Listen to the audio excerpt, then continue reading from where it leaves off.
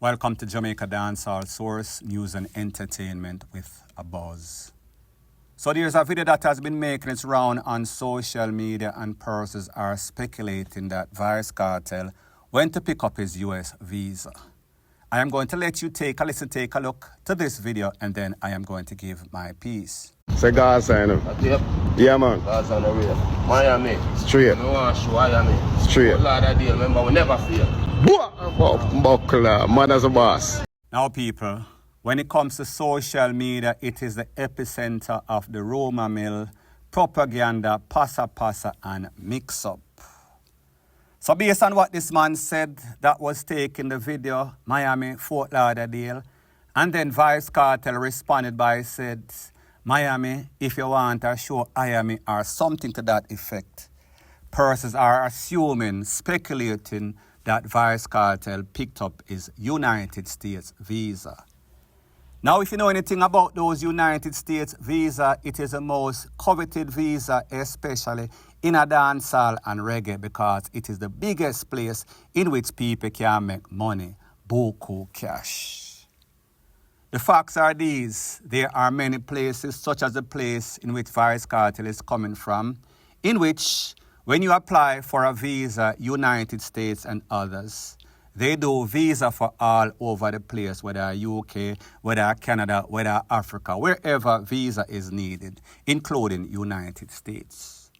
So therefore, it does not mean that because he went to that place, automatically he got a US visa. It could have been visa from anywhere. And I am not saying that he could not have gotten any sorts of visa. I am more assuming that he went to go through the application process. And when you go through the application process, it does not mean that automatically you are granted a United States visa or work permit, which I am sure that is what VYBZ Kartel is probably want in the future, near future to be specific. Based on what the U.S. Embassy says, it's a privilege, it is not a right. So therefore, they can grant you that privilege and they can decline or deny that privilege. The facts of VYBZ Kartel is that, based on the fact that he has no conviction, whether that conviction was appealed to the UK Privy Council or wherever, based on what the US law says, a man is innocent until proven guilty, or even if he was found guilty and then he got his case overturned, he falls in the category of being innocent. The US Embassy also states it is not only the fact that you don't have any sorts of conviction in your country or anywhere else. What is also very important, a very important criteria is your reputation. Who are your friends? Who are your cumbelos? Do you have rumors circulating that you have all sorts of gang tie, drug ties? What are the circumstances of your case? How did you beat this case? Were you released by a jury of 12 or 7 or a judge? Or did you beat this on some sorts of technicality, based on some sorts of fumbling by the prosecutor? However, at the end of the day, he is still innocent until proven guilty. However, what is his reputation? Reputation counts for a whole lot. Now when persons see that VYBZ Kartel has no conviction, no priors or nothing, them say, well, I'm supposed to get a US visa. It is not as easy as that. And persons are also going to quote the case as it pertains to BUJU Signal. This is BUJU Signal's circumstance. He was locked up for some sorts of charged illegal activity. He was going to court, however, he skipped. He jumped bail, and he came to Jamaica. He was extradited back to the United States. However, that case was cleared up, so therefore he did not have any sorts of conviction. Had it been the circumstance in which BUJU Signal was found guilty and he was supposed to return for sentencing, that could not have changed. His situation would have been different. Persons are also going to quote as it pertains to BUJU. They are saying then, hold on a minute, if BUJU can get a US visa after a case of drugs, after he was convicted for in excess of about 10 years, he did in excess of about 8 years or so, something close, don't quote me. And then we hear say, BUJU is back in the United States. BUJU gets some sort of work permit or US visa or both. However, people, here are the circumstances. BUJU went on some sorts of waiver because of the fact that there's only one BUJU Banton, because of the fact that he had persons in a big places, high places, vowing for him, saying that they are going to put on several concerts at some sorts of arenas all over the United States. He is not a flight risk. He has no reason to be involved in any sorts of drug activity. He has no risk to be involved in any sorts of gang activity. So when immigration does a risk analysis, they see that the likely possibility of it being good for the economy and the very unlikely possibility of him violating, doing anything that is criminal, since he is getting money legitimately, even though he was before, however, him slip up in that case. As it pertains to VYBZ Kartel, yes, I said the reputation, and yes, based on what he is charged for, it is a different circumstance. They are going to assess risk analysis the same way, especially the fact that VYBZ Kartel probably have the backing of Joe Bogdanovich and probably is going to have the backing of the likes of somebody such as Jay-Z, Rock Nation, that is going to co-produce, co-direct, and co-profit from big shows in the United States, because we know that VYBZ Kartel has been away for in excess of 12 years, going on to 13 years. So therefore, supply and demand is going to kick in into big effects. So people, like I said, based on those criteria, based on those facts of risk analysis, I would say that VYBZ Kartel has a bigger chance of getting the United States. I am not going to say that it is 90 to 10%. I am going to say that it is going to be probably 60 or 70% to 40 or 30, nay. And that is just my opinion based on what I know. Based on if all of these factors come into play, proper representation as in a top lawyer, one thing that the United States love is their money to boost up their economy, to remain a first world country. Point blank and period. So the next thing that is popping in the news, it is called, how do you like your landscaping at the house? Do you like when it is bushy and have all sorts of weed? Or do you like when it is well manicured, looking very presentable, looking very, not eatable, but you get the points.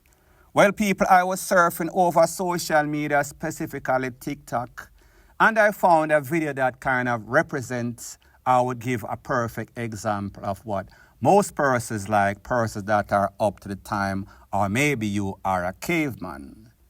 It seems as if Jaden, top TikToker, had some sort of individual with a young lady that is not fully 100, and he asked her, how does the front look? If I was to pull down that Victoria's Secret, what would I see? And this is her answer. Take a listen, take a look, and then I'll give my piece. Pum pum shave. Yeah, no, you shave. What me a shave it for? You're not going to use a pum pum shave now? You have to shave it. No, me not shave pussy, brother. How where the blood clot this? You want to be bushy like hog. Bushy like long, where grass they grew up. How where the grass clot this? I do, man, I don't need you want? Now, people, here's my disclaimer. This lady is not 100% all there. So therefore, her opinion or her views might be a little off. However, what is your opinion on you as a man or as a woman? How do you like your front to be? I am speaking to the women, not the men. Do not care about your circumstance. And men, how do you like your women's front to look? Because me personally, I like when it is well manicured. And I understand that there are certain persons that have some sorts of caveman or cavewoman fetish in which they like to go to the jungles, they like to go to the Serengeti and buck up on all sorts of snake, all sorts of lion and tiger hide in the bushes of the Serengeti. There are some persons that like to hide their car keys, or even if they had some sort of rendezvous with their girlfriend, the next morning them get up and I look for them car key and did not remember that the car key fell in the bushes of the PUMS. But like I said, different strokes for different folks, point blank and period. So the next thing that is popping in the news, it is called, "This is a face that only a mother could love." This man ugly like sin, and such is his deeds. I am speaking about a Jamaican known as Michael Green in a place named Okaloosa. Don't know exactly where that is. If you do, let me know in the comment section. Based on the information from the Popo over there, it is said that he was charged for count 1, sex assaults, using a weapon or force to sexually battery a victim that is over the age of 12. So I am assuming that his victim, more than likely a girl, was under the age of probably 18 and 12, between the age of 12 and 18.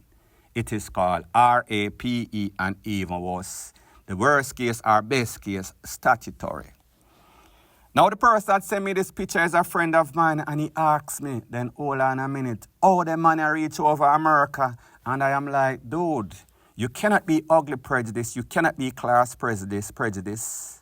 I understand that, yes, he looks a little evil, and yes, he is very ugly. However, the US government cannot prejudice persons based on just their look. However, based on this man's look and this man's deed, like me say, ugly like sin, evilous, more than likely the US government and the embassy is going to change their policy as to who they issue visa on.